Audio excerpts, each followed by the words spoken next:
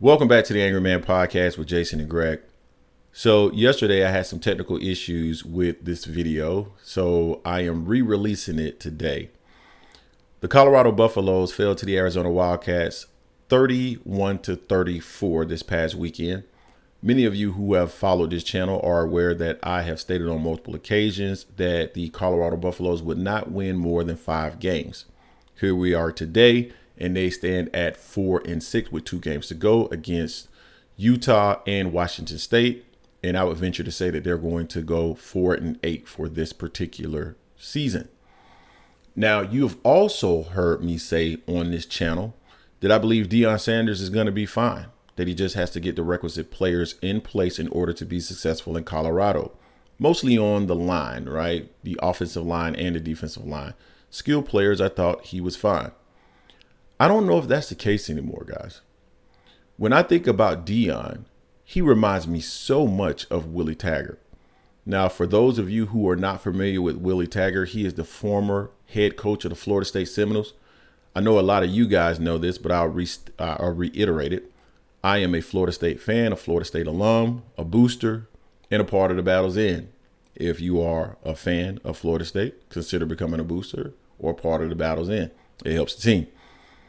But with that being said, I follow Florida State in detail. So there's a lot of things about Willie Taggart that I'm familiar with.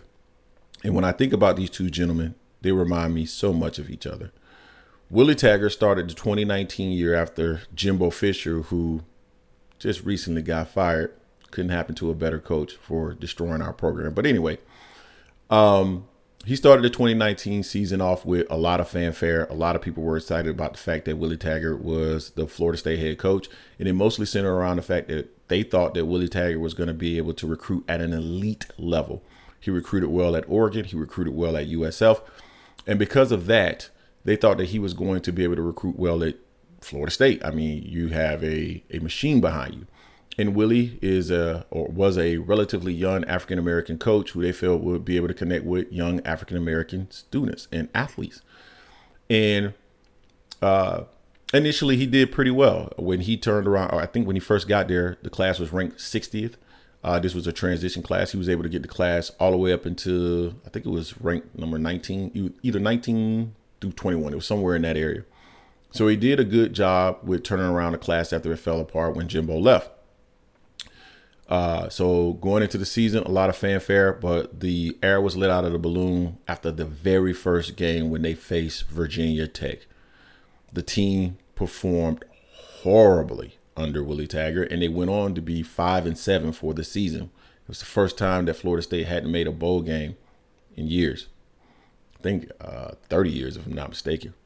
So after that first year, Willie Taggart had some serious issues with his offensive coordinators, such that Taggart's offensive coordinator actually sabotaged them with the QB that they had in the class. Sam, God, I'm losing his name right now.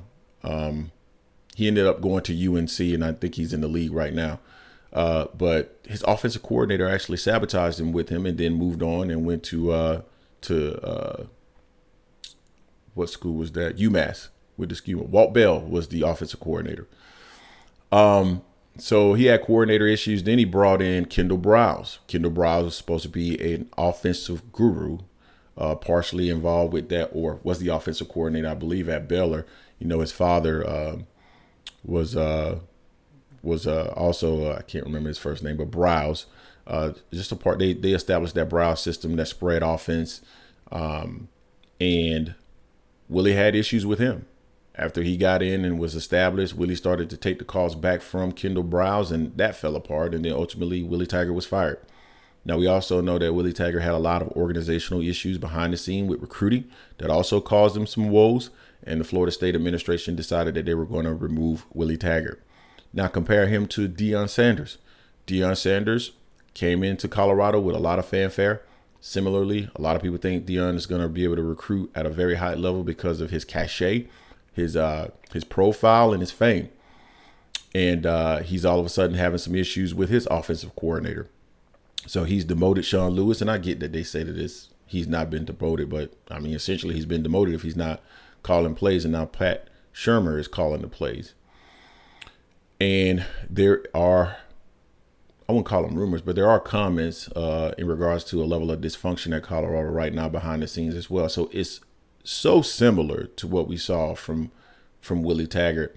And another misstep from Willie Taggart was the fact that he had to go on field in his second year with just 9 coaches because he had David Kelly as his wide receivers coach, decided to bring Ron Dugas in, but didn't follow the appropriate steps with David Kelly. And because of that, David Kelly went off field and he only had 9 coaches. It was a big mistake by Willie Taggart. Just showed that he was just not on his P's and Q's. So why is it now that I feel that Deion Sanders may be in a similar position as Willie Taggart, and my initial thoughts of him being extremely successful at Colorado may not actually materialize? Well, I've kind of mentioned it already, and it's related to recruiting. Here's my concern, my big concern as it relates to Deion Sanders. Deion Sanders is a first-year head coach. He had a transition class. That transition class in 2023 was headlined by McClain, who was a cornerback, and it was rated number 29 by the 24/7 composite rankings, which is okay for a transition class, specifically one in Colorado. But the challenge that he's having is 2024. Now, we all know, or at least those of us who follow college football, that coaches, they get that first year coaching bump. All you have to do is look at Mario Cristobal.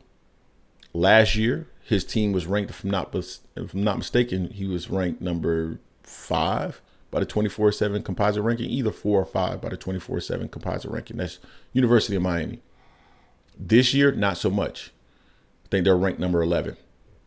And the reason being is because after you get that first year coaching bump, you have to show proof of concept. He has not demonstrated proof of concept yet this year, and therefore he's not recruiting at the level he had hoped. That's the way that it works. When you make a coaching change, you get that first year coaching bump because all the kids are excited about the new coach, and you can get that recruiting, that momentum in recruiting. But after that, if you don't have a proof of concept, you're going to struggle. Well, Deion is technically in his first year. He had his transition, right? But he's in really his first year of actually recruiting. So he should have that first year recruiting bump because of all the excitement in regards to Deion Sanders. You know what the Colorado Buffaloes are ranked this year, according to the 24/7 composite rankings? 63rd. 63rd. That's not going to cut it, guys. That is where Deion was supposed to really be successful. That's where he was supposed to really be able to outshine and outmaneuver and outperform some of those other coaches. That's why those other coaches were scared, because Deion was coming in and was going to be able to use his cachet in order to recruit. I had a conversation with a buddy of mine, and he believed that Deion Sanders was going to recruit at an elite level at Colorado. I wasn't so sure. I thought that he was a big fish in a small pond in HBCUs, and that was the reason why he was able to outperform them to the extent that he did. I thought it was going to be more challenging when you got up to Division I football, and that's proving to be true. So if Deion cannot turn around the recruiting, it doesn't matter. He will not be successful at Colorado. Now, let me pause and define what success means at Colorado, because people can define it in different ways, right? If you're defining success as winning 10, 11, 12 games every year, the opportunity to play for a conference championship, to be in the New Year's Six Bowl, to maybe make the college football playoffs, that ain't going to happen. Not with the level of recruiting that he's doing. Now, if you're defining success as winning 6, 7, 8 games, maybe making a bowl game, yeah, I think he can do that. But he's not going to be able to do it with how he's recruiting now. Recruiting is the lifeblood of college football. If you're not recruiting at a high level, it does not matter. You're not going to be successful. And that was supposed to be what he was cutting his teeth on. And I respect Deion. I hope he is successful. But right now, this is shaping up to be Willie Taggart 2.0. Hopefully he can pull out of it. We'll see. But you guys tell me what you think in the comment section. Do you see the similarities between he and Willie Taggart? Don't forget to hate, like, comment, and subscribe. This is the Angry Man Podcast, AM Sports Media, and I am out.